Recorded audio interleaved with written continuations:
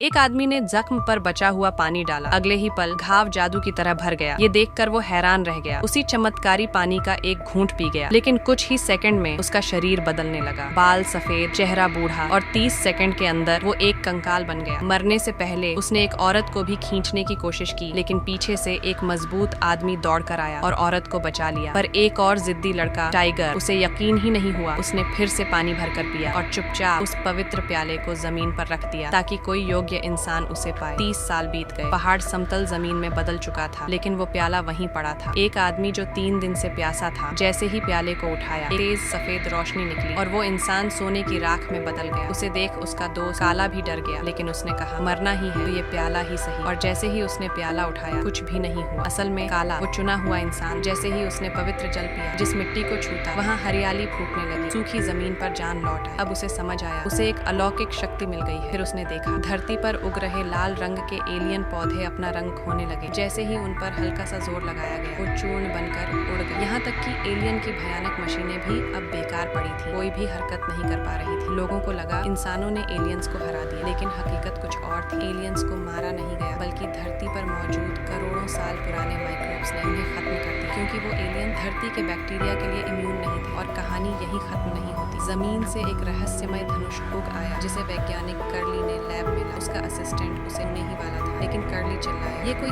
आम हथियार नहीं, एक रोबोटिक जैसे ही धनुष को छूता है वो लोहे का पत्थर बन जाता। कर्ली को लगा शायद धनुष उसे स्वीकार। उसने जैसे ही हाथ, एक ताकतवर एनर्जी वेव ने उसे 20 मीटर, तभी वह अपने पूर्वजों की मदद, एक बुजुर्ग योद्धा खानदान की विरासत में छुपा हुआ है और उसे कुछ ही सेकंड में उसका कमजोर शरीर एकदम धनसता। कुछ चीजें सिरने हुए को ही